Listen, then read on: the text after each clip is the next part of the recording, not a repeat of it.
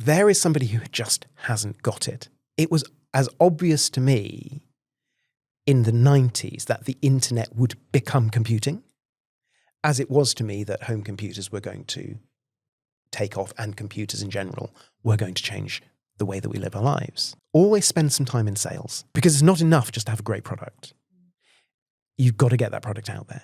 A lot of people have great ideas, and some of the startups that I've worked with over the last few years, they've had great ideas, but they spent a long time building their product before they went out to market. One of the key things in business, at all levels, startups, enterprise, whatever, setting expectations.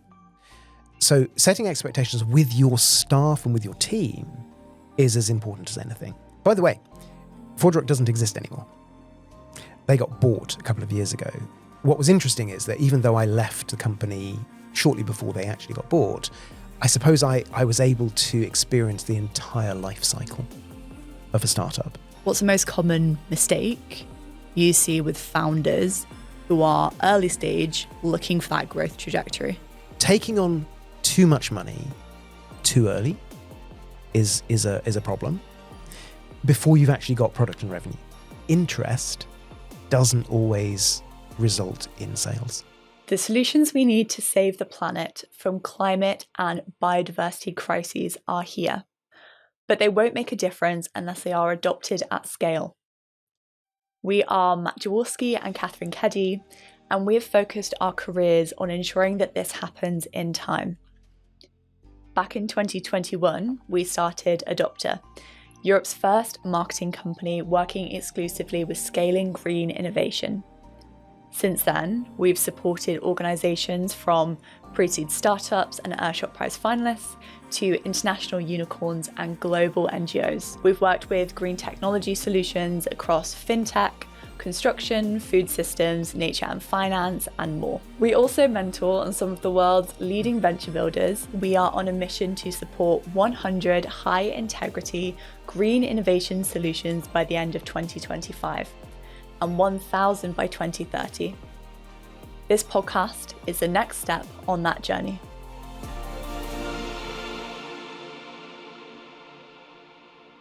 Hello and welcome back to the Scaling Green Tech podcast. I'm here with Tim Rault-Smith, who was one of the early employees at ForgeRock. ForgeRock is a recognized global leader in digital identity and access management. They were an absolute pioneer. They pioneered the use of artificial intelligence and machine learning in IAM. During his journey, Tim was involved with rapid scaling and served as the VP for 6 years across various technology services. He is now, amongst other roles, a startup advisor and a board member for Saline Ventures. He is particularly involved and knowledgeable in the EV and charging space. So he'll be sharing his experiences of being an early stage employee at a huge foundational company for a lot of innovation that's happening today, and then some advice from his experience working with different startups. So thank you so much, Tim, for joining us today. Thank you for having me. So we're going to start off with a little bit on your journey so far. So what led you to joining ForgeRock, and then tell us about your journey with that company and then to where you are now. Well, I grew up when computers were basically new. So this was the early 80s, and there were things called, they called them home computers, which older members of your audience will remember, before they were called PCs. And so it was a really exciting time, which then relates to much more recent experiences, which I'll come back to. And there were a lot of small companies, a lot of innovation, a lot of startups. So I suppose that was a seed that was planted in me very early when I saw how rapidly an industry could develop. So later on, I did a computer science degree. I worked for a variety of companies. I spent a bit of time working at a supermarket called, it was called Safeway at the time. It got bought by Morrison's in the late 90s. I wasn't stacking shelves. I was doing data analysis. And in fact, I was really doing what you would now call data science. All throughout my career, I've had these little experiences, which in the end have been very useful dealing with startups and helping them. In fact, when I was an undergraduate back in the late 80s, I tried to do a law course as part of my computer science degree, but they couldn't fit it into the timetable. I ended up doing philosophy instead, which was also very useful because philosophy is quite pivotal in really understanding AI. And of course, that's a huge topic of growth in business today, and one that I probably will end up going back to at some point. So where did that leave me? So I ended up working for myself for a few years in the late 90s. I was working for myself just as a freelance. Actually, I was a computer trainer, so I was teaching people in a business context. I was teaching people various different IT technologies. And I remember having a discussion. I didn't know anything about startups. And I remember having a discussion with a friend who was involved in a startup. And I said, well, I run my own business. He said, oh, no, you don't. You're just a freelancer. And I was a little bit offended by that. But again, these are things which they stuck in my mind. And later on, I kind of realized when I was part of a proper startup, it's like, yeah, actually, there is a big difference. Working for yourself and providing a service versus starting a company and building something that is bigger than just one person. Fundamentally different. So, of course, I understood that later. And so while I was working for myself, I had some opportunities to get involved in yet another very fast-growing industry, which was the internet. I had become aware of that. In fact, again, when I was at university in the late 80s, I had email, I had access to discussion forums. There wasn't any web because the web was only started in 1991. But I had opportunities to do things which then later on in the mid-90s, as the internet was starting to grow, started to break out into mainstream society. And so for me, it was like, well, I've got email again for the first time in 5 years. Great. And so I realized, I don't know if it was my experiences with home computers in the early 80s where I saw something that I knew, even though I was just still a kid, really. I had an absolute conviction that this was a technology which was going to change the world. Computers were going to change the world. There was not a shred of doubt in my mind. Same thing with the internet. I was still reading, I was still buying magazines for computers in those days.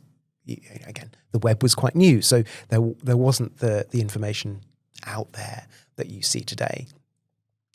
And there was a particular type of computer which I was interested in, which was fairly niche by the mid-90s. There was a great company called Acorn back in the early 80s, and they produced a thing called the BBC microcomputer, which was, again, it was absolutely huge in Britain, BBC sponsored, and it was how a lot of my generation learned about computers. All the schools had funding to get BBC microcomputers. They then developed some chips. They developed some further computers. Something that not everybody will know, some people will know this, is they actually designed the very first ARM processor, which was, and I know this is a sustainability podcast really, but I'm a technologist, so these are the kind of things I'm interested in. They designed the ARM processor, which was ultra efficient, and throughout the 90s, they found different use cases for it. But really when it came into its own was when mobile phones started to get smart. Because it was so efficient, it used much less electricity than, say, the Intel processors, which were dominant at the time.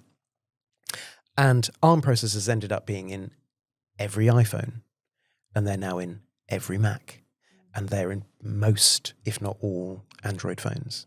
So this was a small British company in Cambridge. So I was following them, and there was a computer magazine for enthusiasts of Acorn computers. And I remember reading one of the letters, and this guy said, "Why are we spending so much of this magazine talking about the internet? Some of us just want to sit and use our computers at home like we always have." And I thought to myself, there is somebody who just hasn't got it. Because if they think that computers are not all going to be connected to the internet in the future, then they're living with their head in the sand. It was, as far as I was concerned, it was as obvious to me in the 90s that the internet would become computing as it was to me that home computers were going to take off and computers in general were going to change the way that we live our lives. So I found that I was excited about the internet, and I was working for myself as a technology instructor. And I was given an opportunity to go and work at a company which some people will remember called Sun Microsystems. Now, this is a legendary company in the computing world, and it was responsible for very important technologies, and was also very focused on developing not just products, but standards. A friend of mine who became a good friend called Kevin Streeter, he was running the UK educational services team for software. And he sent out, while I was still a freelancer, he sent out an email to all of the freelancers, and he said, Sun is investing more in internet technologies. They're doing a deal, and they ended up with a situation where they had done a deal with AOL, which one of the early internet service providers, and Netscape. And again, I don't know if you remember Netscape, but some of your older listeners will remember Netscape. And Netscape originally they did a browser, but they also developed a whole bunch of internet products.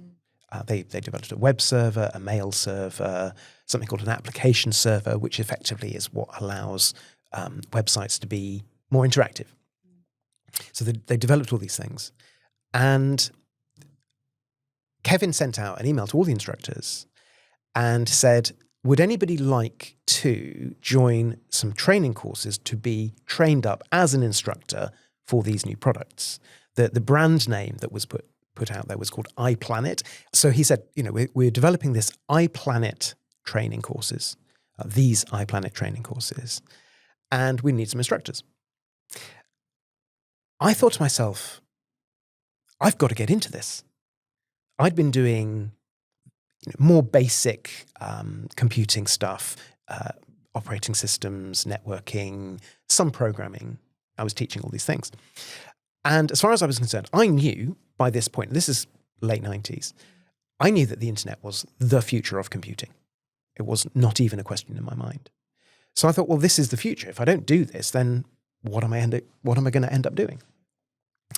And so I replied as quickly as I could to make sure that people didn't get in ahead of me. And it was like, if it had been a real queue in real life, I'd have been at the front of the queue, and then I'd turn around. There's nobody there. And I'm thinking, why is nobody else getting this? Because for me, it was so obvious. And of course, I was right. I mean, I'm not a genius. Well, sometimes. But you've definitely had your moments. I think this is one of them. Indeed. And I think there are a few points in my career where I've just made a decision to go, I'm just going to go do that.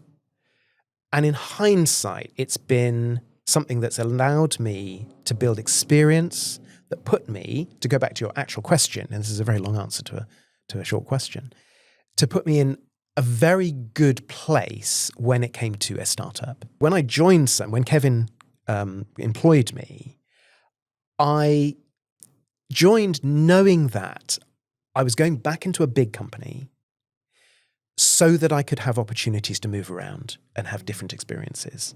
So I tried to make sure that I would, I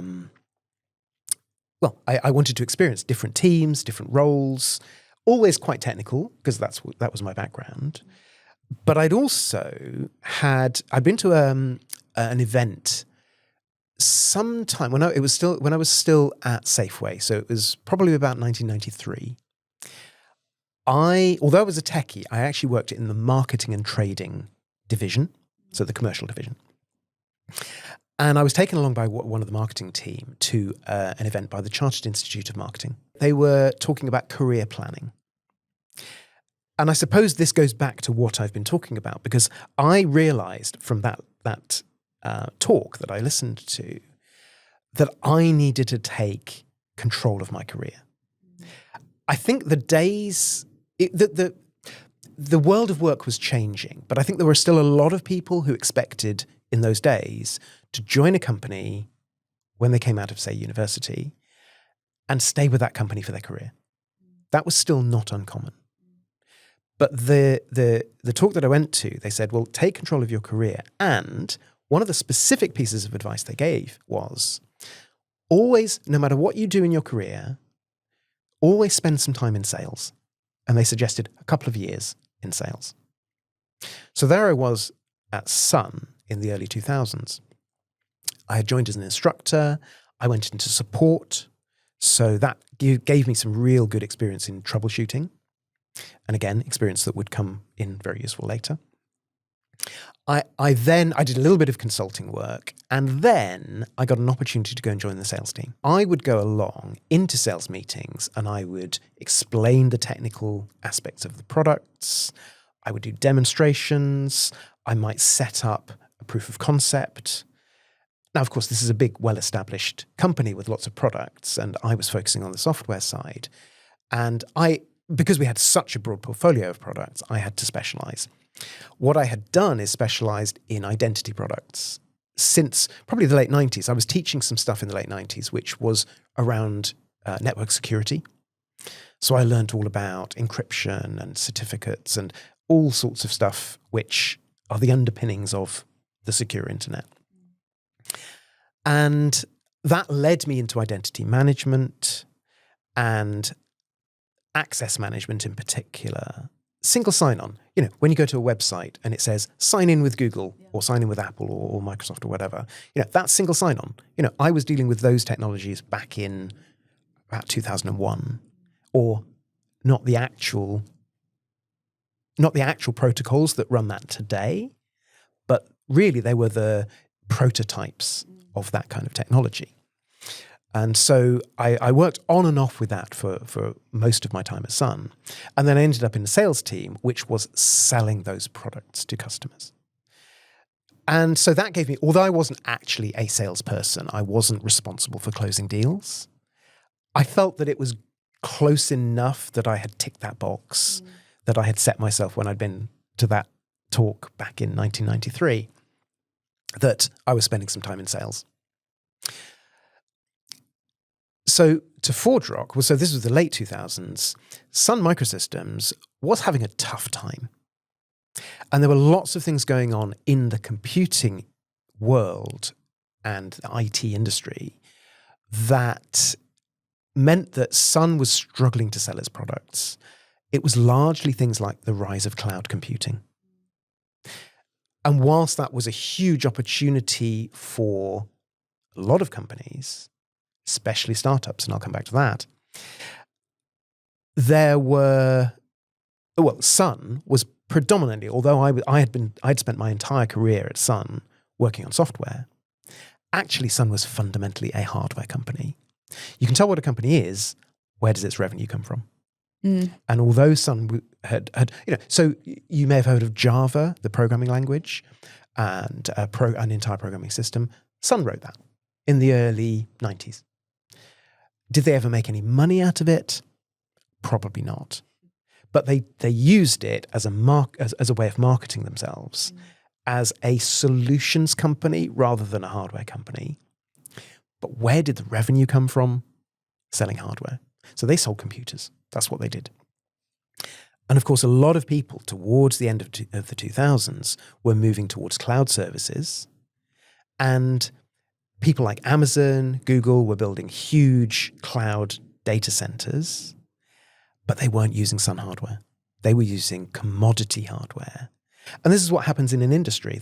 It grows and it becomes, Sun had premium products that were great in the late 90s when people were building the infrastructure for the internet, but then it became commoditized, and then it becomes much harder to make money out of it. So Sun had been essentially declining gradually ever since I'd been there in 2000. And eventually the rumors started coming out internally that Sun was up for sale. There were various possible buyers, and it ended up being bought by Oracle, one of the biggest computer companies in the world. So Sun was disappearing. Now, I knew that I didn't want to work for Oracle for various reasons. And actually, I had been ready for some time to go back out on my own. Because I felt I'd got some good experiences. I had learnt a lot at my time there. So I took voluntary redundancy, which was great because that gave me a little bit of time where I didn't need to earn money or much money, where I could go out, do a bit of freelance consulting work. I didn't really want to go back into training. I did do a couple of training things. But at the same time, some colleagues contacted me and said that they were interested in starting up a new company because Sun had made quite an important decision in about 2007, which was to open source the identity products. Not all of them, but some of the key ones. Now that meant that they could... There's a lot of confusion about open source and free. And again, may or may not be that relevant to your audience, but there's a lot of people who think that open source means by definition free, which isn't quite the case. But again, we get back into the legals because there's a whole bunch of different software licenses that you can use when you release software. And Sun had actually developed a new license. And I think one of the people who was instrumental in this was somebody I used to work with at ForgeRock later, called Eve Mahler, who is a great, great internet pioneer. And she ended up working at Sun during that period. And she helped to put together this license, which essentially was an open source license, but for commercial use. So they had released the software. The source code was available to anybody who used the product, but if you were going to use the product for commercial purposes, you had to buy a license. So free, but not free. Available open source for anybody to look at, but not actually free. So they'd released the software, and Oracle is not known for being particularly keen on open source. We had this sense that Oracle might well kill the open source projects. So we started ForgeRock essentially to adopt those open source projects and keep them going. And so a whole bunch of people from Sun and some partners of Sun started to assemble, led by a guy called Lasse Anderson, who's then subsequently gone on and done some other startups and been quite successful. He now lives in Silicon Valley. And largely his vision was to bring together a bunch of people. And I remember some of the phrases that he would use. He liked the idea of just hiring a bunch of smart people and seeing what they can come up with. So yes, there was a vision, but it wasn't fully formed. We knew that we wanted to help Sun's customers who had invested in the identity products to give them an alternative to what we believed was probably going to happen with Oracle, which was Oracle would take over. And as usually happens in software, in the software industry, a company will take over another company. And then what they will do is they will gradually shut down the products, particularly as Oracle already has its own identity suite. So essentially what they were doing, they weren't buying Sun. Well, they bought Sun for lots of reasons, but in terms of the identity products, they weren't necessarily interested in keeping them going. They just wanted the customers that they could migrate onto the products that they developed themselves. Now, in the end, it was a little bit more complicated than that because some of the Sun products in places were better than the Oracle products. But what we did is we just sidestepped all that and we gave customers an alternative. And we said, look, if you're happy with your Sun products, they're open, we'll adopt them. We'll then start developing them further as ForgeRock products. And that way you don't have to be forced to go to Oracle. So in those early days of working with ForgeRock, it sounds like, like you say, you have lots of clever people together in a room trying to work out what this company is going to be, and the vision is still kind of you're kind of building the plane as you're flying it.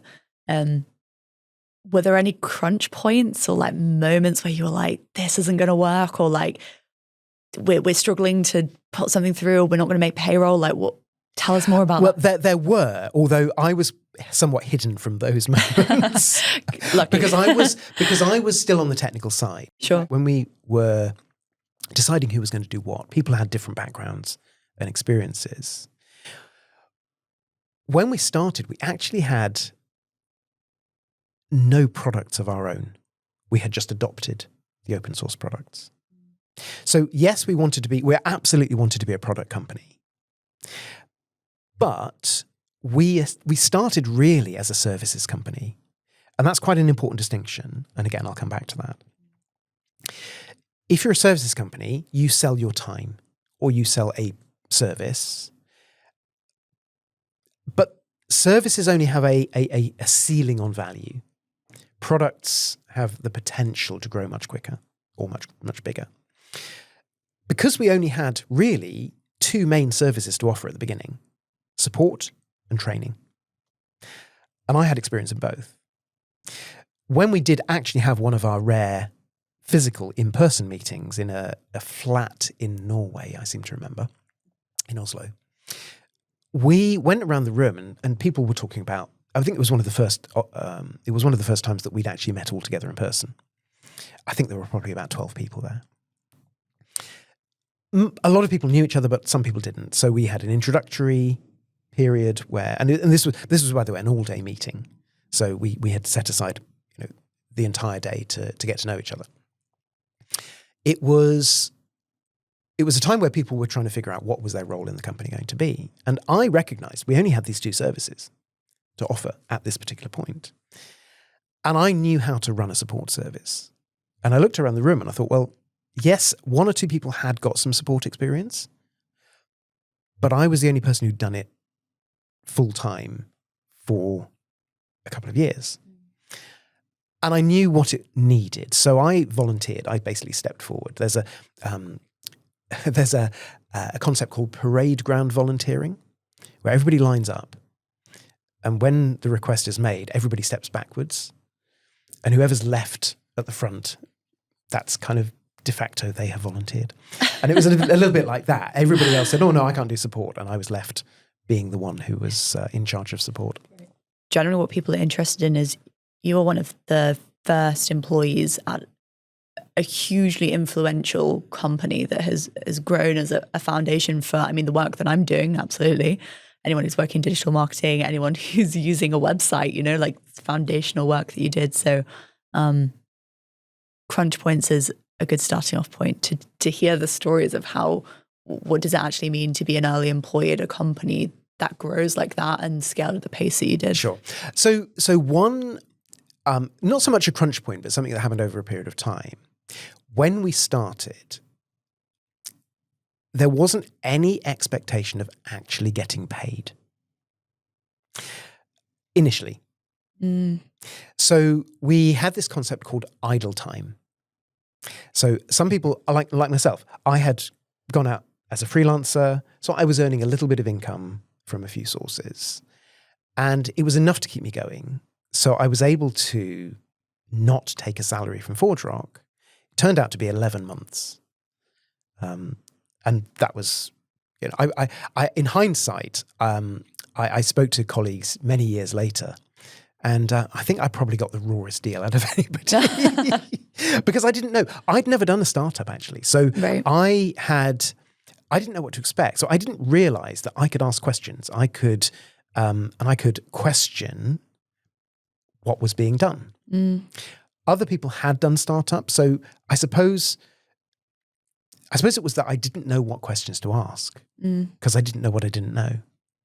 So that was quite an interesting experience. So I didn't realize that other people actually were getting paid much sooner than I was. But these things you learn in hindsight. So that wasn't so much a crunch point, but it was an indicator that we started out with basically no money. And so we started out using people's idle time.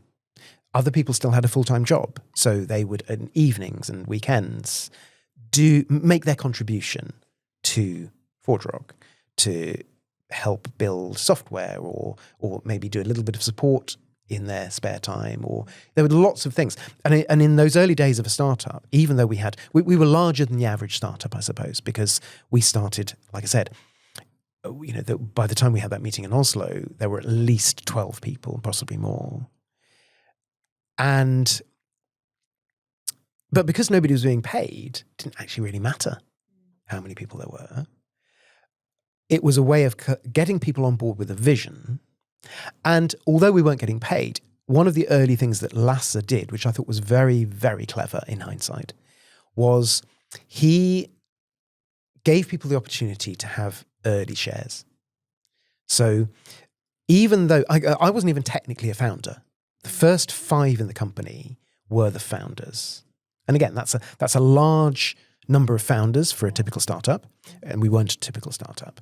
So I actually was one of the next few people to join after the founders. At one point, I didn't even know that. I didn't know that I wasn't a founder because I didn't really know what a founder was because I'd never done a startup before. So I was part of the founding team, I suppose, although I wasn't, strictly speaking, on paper, a founder. But what Lasse did, he met with everybody individually who had been recruited or asked to come along with the journey. And we all basically signed a very simple agreement that said we would work for free, that we would be available should that develop into something a bit more formal, like an employment contract, but would also get a few shares along the way. So that was a way of motivating people. So I would say to any founder today, as you're recruiting your early team, from my experience, that was a very powerful thing. It built commitment. And so, yes, we lost a few people in those early years. Some people decided it wasn't for them. We originally had a big vision of an entire computing platform, almost like our own cloud platform, with loads and loads of products. I mentioned earlier the Netscape products, like a web server and an application server and a mail server. We never did those things. We ended up quite quickly realizing that where we could make a difference in the market was in identity, which was great for me because that's what I'd focused on for 10 years. So we definitely had some challenging times. And again, I wasn't that aware of it at the time, but yes, finances were a problem from time to time. We actually had customers very early, and that was quite helpful. We actually, they weren't paying us huge amounts, but to my mind, having never started a business, I thought they were quite impressive amounts of money. Within a year, we had our first customer paying us more than 100,000 a year, which I thought was pretty good. Now, again, later on, and when you're dealing with enterprise software with companies that are making billions, then spending 100,000-300,000 on a piece of software is not a big deal for them, which I now know. But at the time, it seemed like a really big deal. And so because we had revenue, we were able to, I suppose, we were creative in terms of how we managed our cash flow. But very early on then, it became clear that in order to grow, in order to keep doing what we were doing, we would need some investment. So up to that point, we were what they call self-funded. The founders, this is one of the distinguishing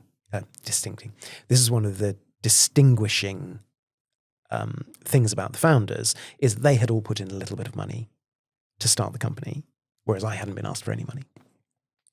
So that was really the only distinction between a founder and somebody who was also part of the founding team.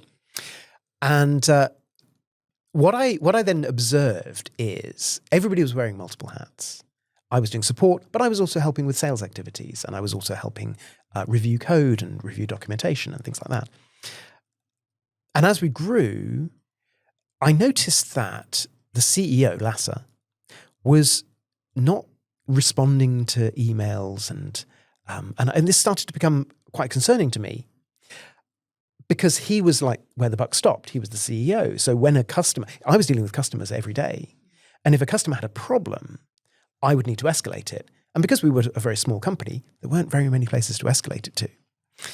So so I would talk with Lasse on a very regular basis. And as our CEO, sometimes he would step in. He had a bit more corporate experience than I did and commercial experience. So he would get involved with customers. And if there was a problem, that he would help calm it down from that perspective. I started noticing that he wasn't responding anymore.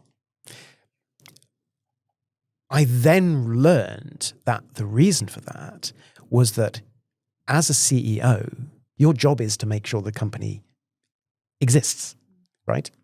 And in fact, he was spending a lot of his time talking to venture capitalists and other funding organizations, which seemed strange to me at the time, but having not had that experience. But in hindsight, it's like, well, it's obvious that's what a CEO has to do, because the CEO has to go out there and get the money to allow the company to grow. So within, I think it was about 2.5 years in, we got our first Series A funding. We had hired a great guy called Neil Chapman, who had been at a venture capital firm in Norway. And he was actually hired into sales. And again, I thought that was strange. I now know that raising money for a company and selling a product, there's lots of overlap in that, which I, of course, I now understand. But I didn't know that at the time because he was the first venture capitalist I'd ever met. So I didn't really know what that involved. I kind of had heard of what venture capital was, but I didn't have the experience. So Neil taught me a lot. And one of the things that he mentioned to me along the way was when the documentation came through, because I had a few shares, when the documents came through for the VC funding, I had to sign them along with everybody else. I'd never seen a document like this in my life. So I went to Neil because I knew that he had experience being a VC in the past. And he said, look, most of this is standard stuff. You don't need to worry about it.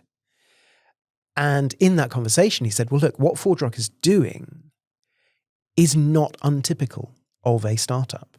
I didn't realize there was a kind of like a playbook for how to run a startup. But he said, what is different about ForgeRock is it's doing it much more quickly than I've ever seen before. So I thought, oh, this is interesting. And it was a point where I suppose I had a little bit of optimism that we might make it as a company. So after that, I think the financial worries started to become less important. And it also gave us obviously a big bunch of cash that we could then grow. So we went out, we hired people, we got more offices, and we were able to grow much faster. We grew our sales team. Absolutely critical that sales is built as early as you can possibly build it as a company. A lot of, I suppose, let me relate that to more recent experience now that I deal with startups on a daily basis. You see a whole variety of startups. Most of them, though, are people who have a passion for something and they want to, for different motivations, they want to turn it into a product because they love it and because it's what they believe in, because they have a purpose, a mission. Obviously, in the green tech space, you get a lot of people in the space with an absolutely clear vision of what they want to do in the world, and that's why they're wanting to start this company. But most people who start the companies are the people with the technical expertise or the knowledge of the domain. What really helps a company is where you start it with a co-founder, with somebody who's got some commercial experience. So it's because it's not enough just to have a great product. You've got to get that product out there. And in order to do that, you've got to do marketing. You know this more than most people. You need to do marketing, PR, sales. You've got to get all those commercial aspects right. And again, when we started ForgeRock, amongst our first 10 to 12 people, we had people who had done sales. And so most people were technical. We were still very biased towards techies, But we had Lasser, and we had a guy called Herman, who was our first salesperson.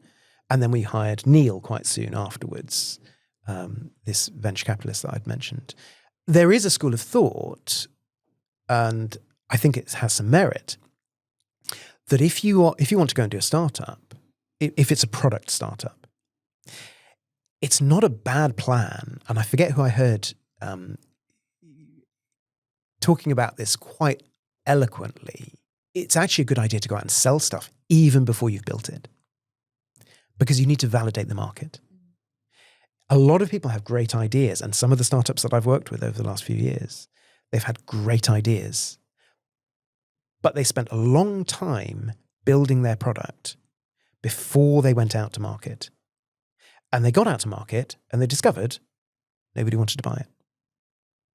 And that's quite tough. But what you can do is, if you've got the right help, the right commercial experience, the right partners, people who can help, fill those gaps, you can go out and test the market first. Product market fit is a phrase which I don't hear enough from the founders that I've been working with or people I've been speaking to. It's you can have a great product, but you've got to find a place where that product works. I can give you an example of one that I'm involved with right now. There's a great guy called Ben McDonald who runs a company called Nodem. And in fact, in the news recently, there's been quite a lot about car charging. So as you said in the introduction, one of the things that got me into startups was electric vehicles. But now that I'm involved with it, so I've been helping Ben, and you mentioned Saline earlier. So Saline Ventures has been also assisting Ben in getting essentially commercializing his product. So it is there's been a lot in the news about electric vehicles and charging. And there are a number of solutions for people who don't have the ability to have a car charger at home. It's quite hard, and it's quite expensive to own an electric car if you don't have car charging at home. So Nodem has been set up by Ben as a way. It's essentially a cable management system. So you put it on the side of the house. It provides an arch. The cable then drops down. And the idea is you put it on the side of your house, and it goes over the pavement. Now, a lot of other solutions are things like gullies. So you actually get the council to come and cut a channel, or you get approval from the council to cut a channel so that you can run your cable along the pavement. Ben's is just a different way of doing that, but running it overhead. Now, back to product market fit. Ben had this idea because he lives in a terraced house in London. And so this was this is his solution to the problem that he has. And again, a lot of founders will do that. They'll come up with a solution to something that they have experienced themselves. And a number of the founders I've been dealing with have done exactly that. The problem is that getting a council to agree to put something that goes over a pavement is quite hard. And in fact, all the people doing the various companies that are doing cross-pavement solutions have all found similar problems. Getting councils to agree that you can cut a channel in the pavement is equally hard. But in terms of product market fit, there are lots of other places that Ben's product actually could be really helpful. And there are use cases. People with disabilities, cables actually, I don't know if you've ever held a car charging cable. Some of them are really heavy. Yeah. So to have one drop down that you can just kind of swing, slot into your car, that's brilliant. And for some people, that's going to be a game changer. So that might be the difference in allowing someone to have an electric vehicle who otherwise couldn't. So those are the kind of things. So Saline has been helping Ben in as much as anything else in finding that product market fit. So, we're all quite excited about what that's going to do in the future now. And it might come back, looping back to cross-pavement. Maybe there will be some forward-thinking councils who are prepared to allow people to put the charge beam on the side of a house. But at the moment, exploring that product market fit is really the main thing that Ben has to do. So As you've been talking, I've been noting down a few things in terms of key advice that you have either as an early employee or a founder of a company, both from your experience obviously with ForgeRock and then as an advisor now for startups and working with Celine. And a few I wrote down, and I'm sure there's loads that you can add, so please do.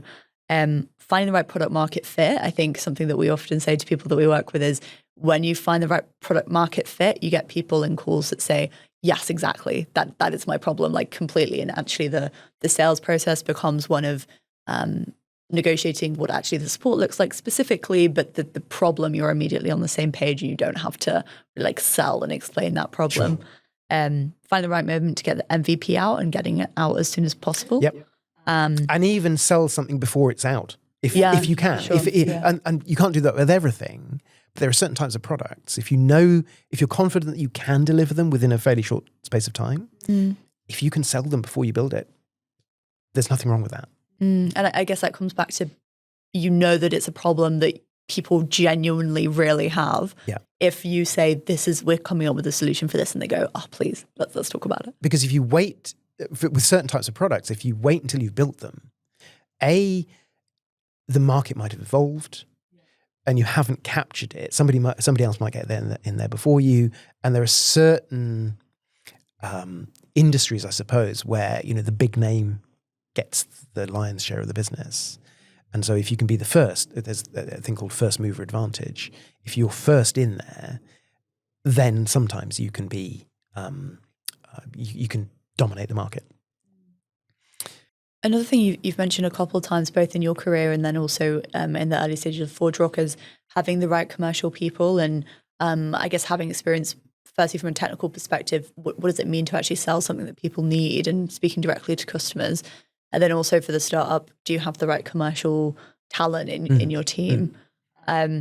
So, as I said, most startups are people with a domain knowledge or experience technically who have this idea. And I get ForgeRock was an unusual startup. We had a much bigger team than you would expect, much quicker. And so we had everything in-house. I suppose we must have used agencies. I wasn't so close to it in those days. Yes, I remember we did use the odd agency to do things. And we used external lawyers, we used external accountants, we used external marketing companies, all the usual things you'd expect. But when you're a very early stage startup and you're quite small, and most companies grow much slower than ForgeRock did, if you don't have somebody in the company who knows the commercial side of things, find a good partner. You don't have to have internal marketing expertise. You need to have, selling, yes, you're always selling. So you have to have some sales within the company, but that's because the CEO de facto is the salesperson for most companies at the beginning when you're just one or two people. That's one of the jobs the CEO has. But this is where someone like Saline Ventures comes in, because Saline Ventures is a venture arm. It's actually a separate company, but it was started by a guy called Tim Smith, who, no relation. And his vision was to help, not so much startups, actually, they typically have worked with later stage companies, but companies who have a great product, typically they're family businesses, but they're quite small, they're privately owned, but they need help with business development. That's what they do. And so Saline Ventures has been formed with the same philosophy to provide a partner to startups on the business development side of things. So now, most companies will use that service for a period of time. If they grow sufficiently, then I would expect them to have their sales in-house. But having someone who can do it for you, particularly if they can access the right market for you, is very helpful and can accelerate things. Okay, so we've talked about getting the product in front of the right people, having sales expertise, MVP at the right time. What advice would you give yourself now, knowing what you know and having gained the experience that you have? If you think about yourself when you first joined ForgeRock, and to anyone else who is an early employer or a founder, what's the number one piece of advice that you would pass back? Let me take it off in a slightly different direction, because one of the core things which I think we had which I think, which I would want to see in the startups that I work with, is commitment. Now, commitment is not scarce among startups. People don't, starting a startup is hard.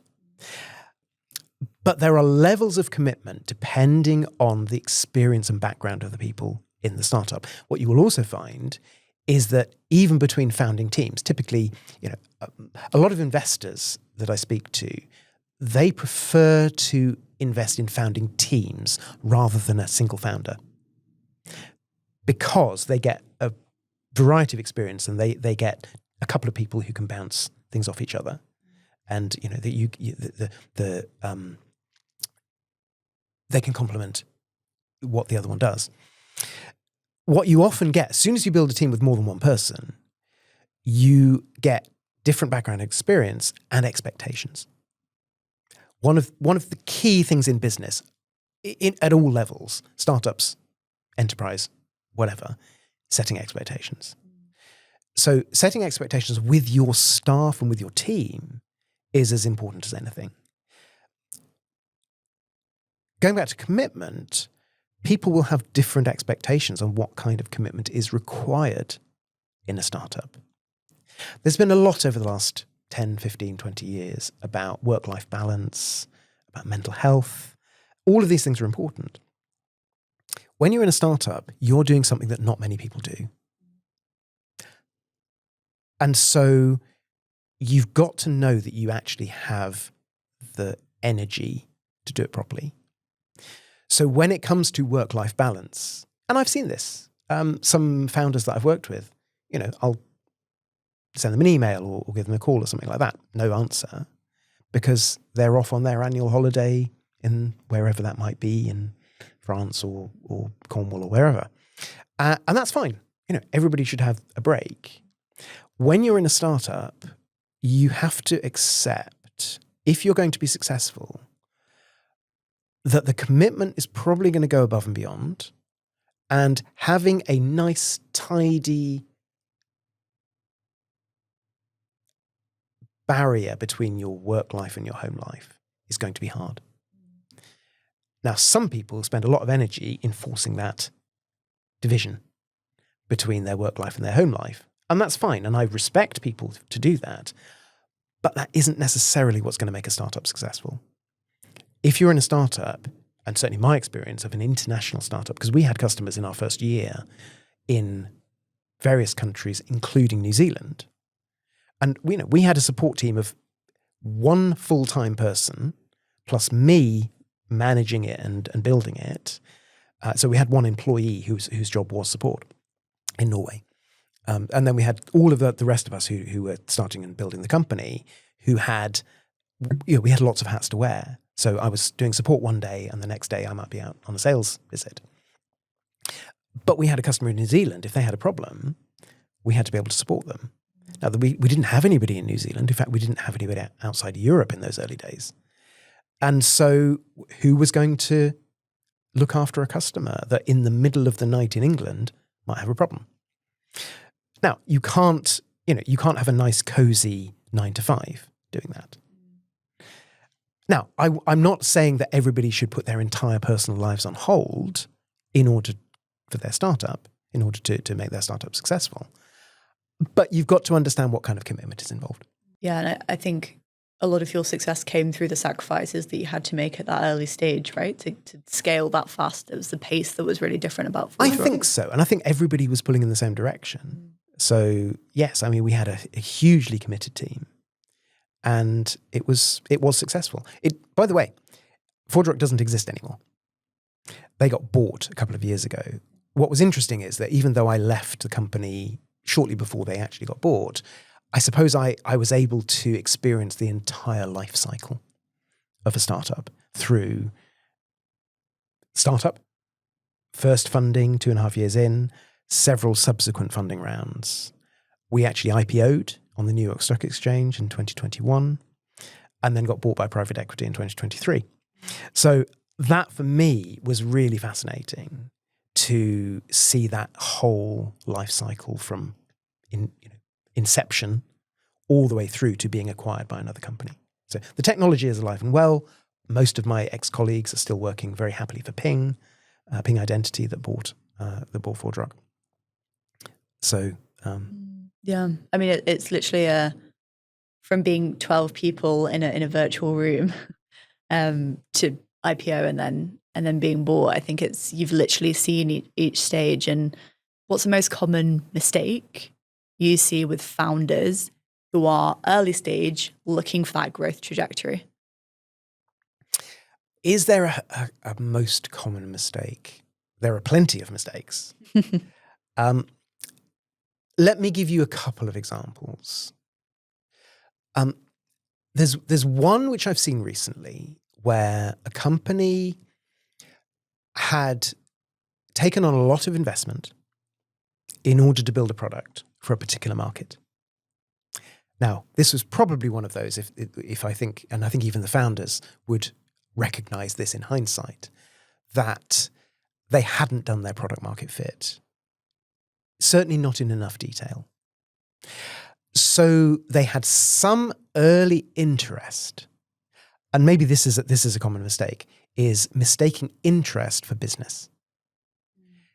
A lot of people love a good idea, but are people willing to put their hands in their pockets and actually buy the product? And so I think this was one of those mistakes. They had taken the interest as being enough to take on a lot of investment, build a product, go out to market, only to discover that people weren't going to buy it. So what they then did, after some years, is they decided to pivot. And pivoting is a great thing. And of course, startups can pivot in a way that no one else can, because you haven't typically got the momentum in a particular market that holds you back from making a big switch. So they pivoted and they decided that what they'd built could be applied to a completely different market. But they'd also run out of money at that point, because they'd been waiting for this initial market they'd been going after to be converted into actually real sales. Now, they go after this new market, and they'd run out of money, so they needed to raise more money in order to go after this new market. It was too little too late. And again, I know that they would acknowledge this now. And in fact, they failed. So they went out of business because they couldn't raise that money. Because most investors will look at it and they'll look at the cap table and they'll see how much money's already been invested, what the company's worth. And if the company now needs to do something completely new, effectively they're starting from scratch. So what is the value of all that investment which has already been spent? And actually, when you then invest in a company like that, you invest probably reasonable amounts of money because they'd already built up a staff, and they'd got commitments, they'd got contracts that they were committed to. So they've got to keep funding those things. So you've got to raise the money, but all the money that they've raised so far is all gone, but it's sitting on the cap table. So all the earlier investors are expecting, if the company is successful, to get their money back and hopefully some profit. So in this case, I was talking to them and saying, if I as an investor was to come in, I would be paying you a certain amount of money for a very tiny portion of your company. It doesn't look like a very good investment. And not that many companies get themselves into that situation, but most of them fail before that. Actually, most startups fail. So taking on too much money too early is a problem before you've actually got product and revenue, because you need to do it sometimes. I mean, you talk about you hear about the big Silicon Valley tech companies, where people put billions into companies that are pre-revenue. They haven't actually sold anything. That's a different market, a whole different scale of market. And it does happen, but it happens only in very few distinct situations.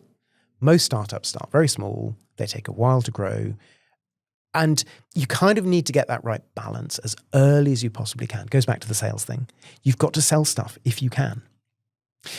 One of the things that ForgeRock did, which one of the startups I'm involved with is doing now, which I think is, I'm not sure if it was deliberate, but it's certainly very clever. I mentioned that we had adopted these open source products from Sun at ForgeRock.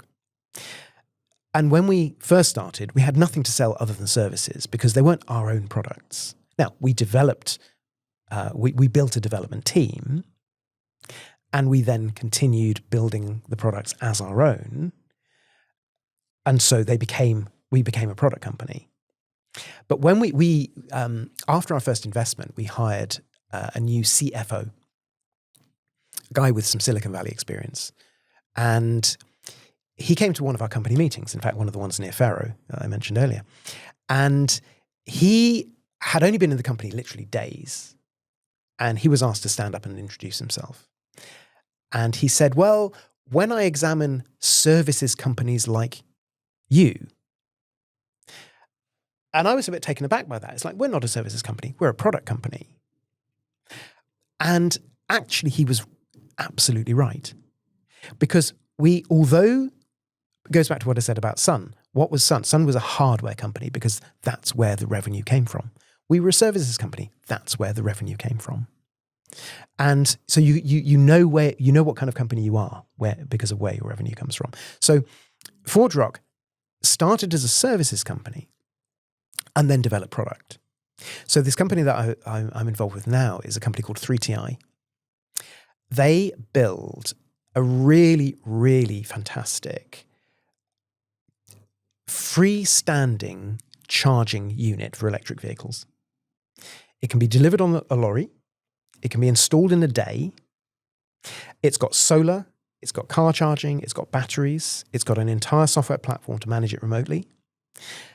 It's got to be plugged into the mains because the amount of solar that you can generate from a small device the size of a shipping container isn't enough to charge 12 cars, but it's enough to supplement and top up what the cars need. They actually started out effectively as a services company. So they started out about 6-7 years ago building solar car park canopies. Now, kind of product, but actually they were essentially a project management organization that built these solar canopies. And that gave very early revenue. So they managed these projects, which involved manufacturing, and they had to obviously deal with the customers. So they had the commercial side as well.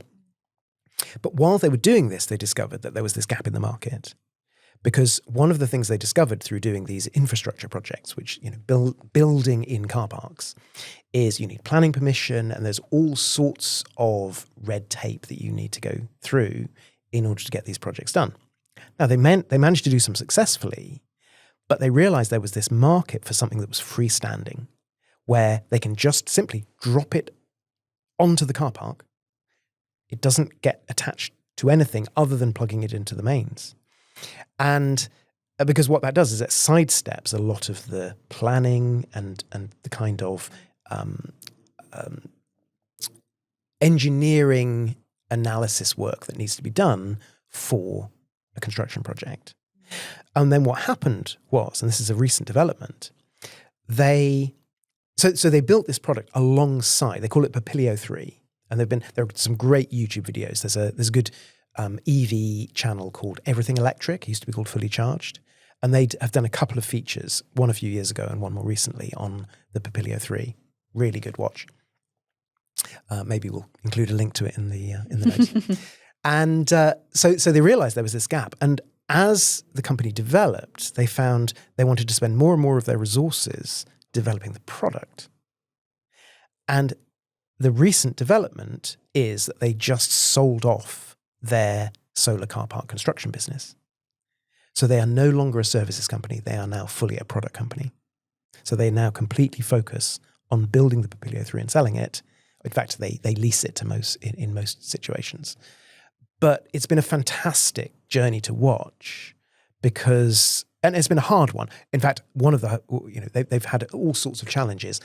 Their founder sadly died last year, and that there were all sorts of repercussions of that. They found a new CEO, and they've had to reorganize the business a couple of times.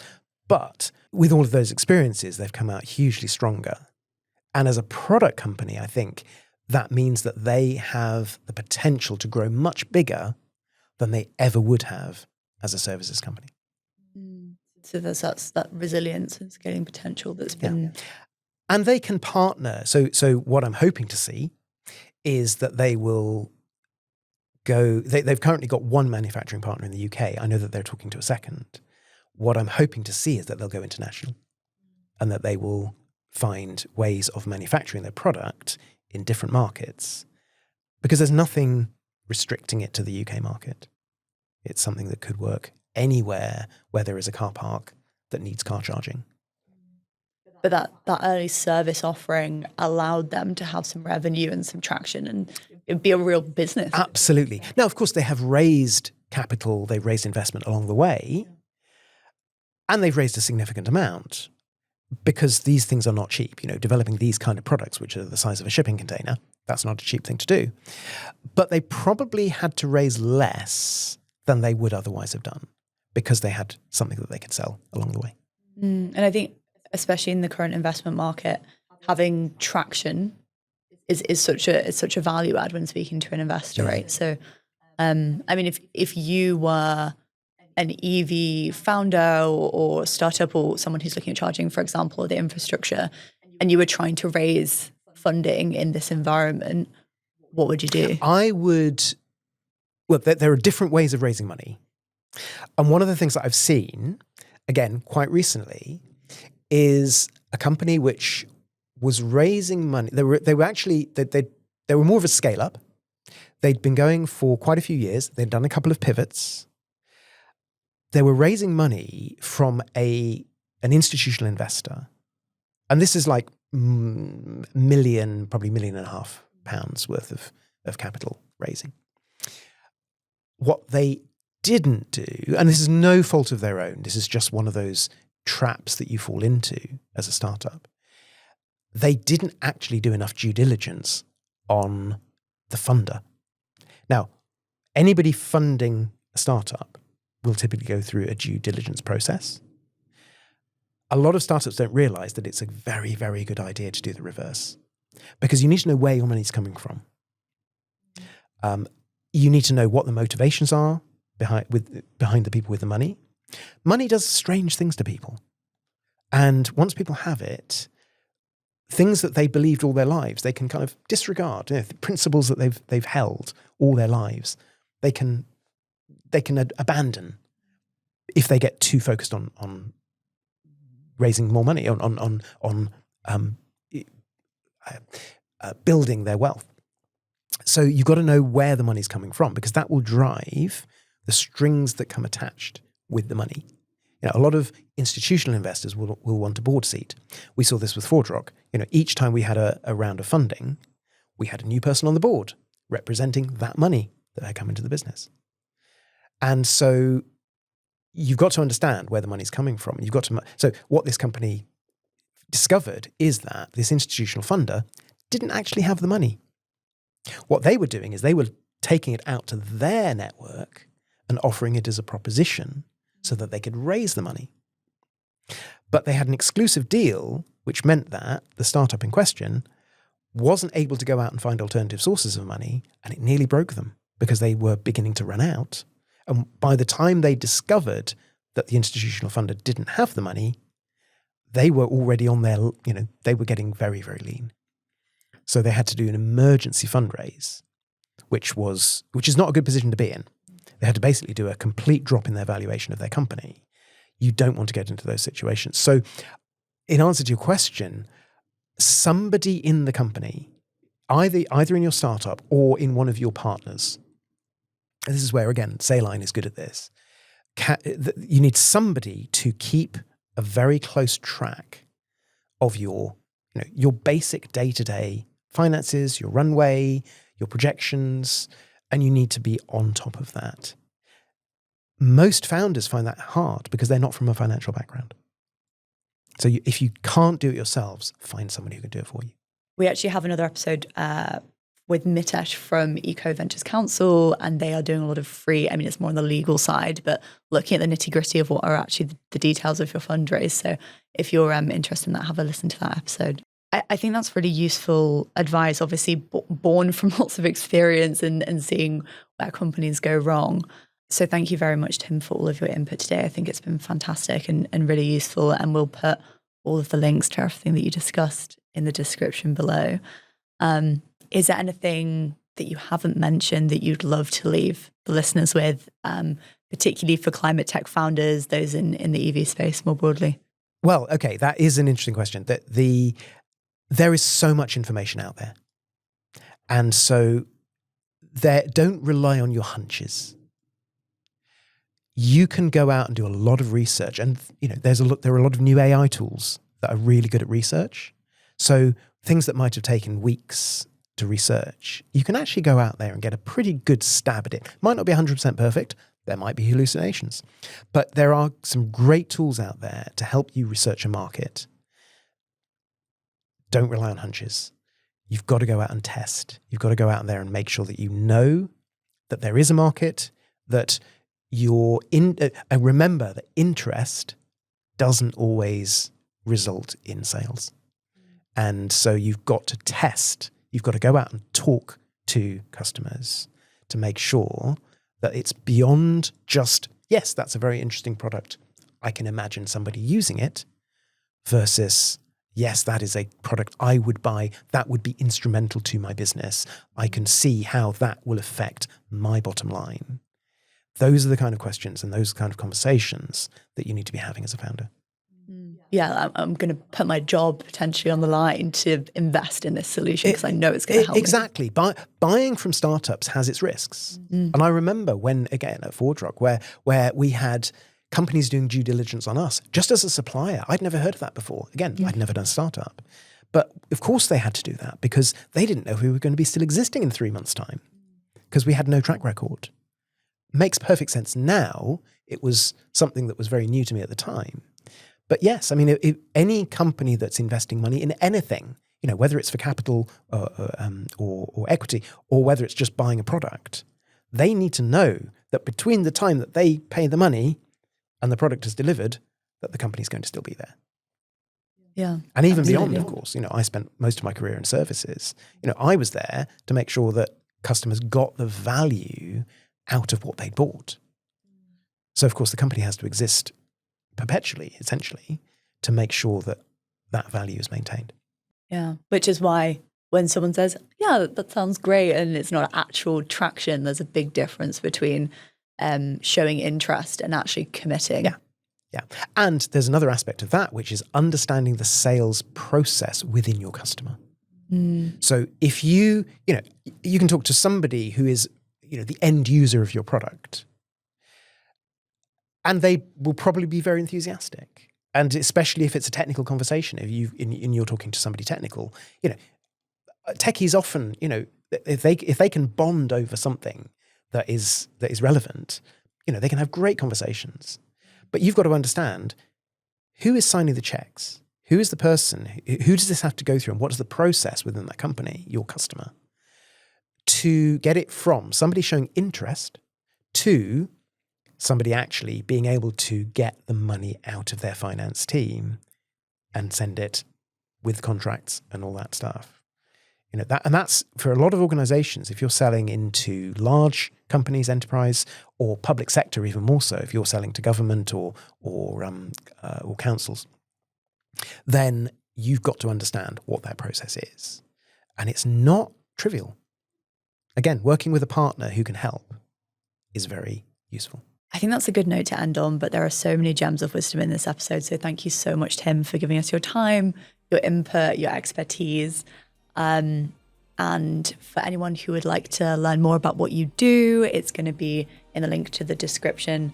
And I'm sure there's loads more that people can learn from you. So have a look at Salem Ventures, have a look at some of Tim's work. I'm sure you'll be interested to hear more. So thank you so much, Tim, for your time. It's been fun. Thanks, Kat. Thank you. All right. Thank you, everyone. You will catch us on the next episode of Scaling Green Tech.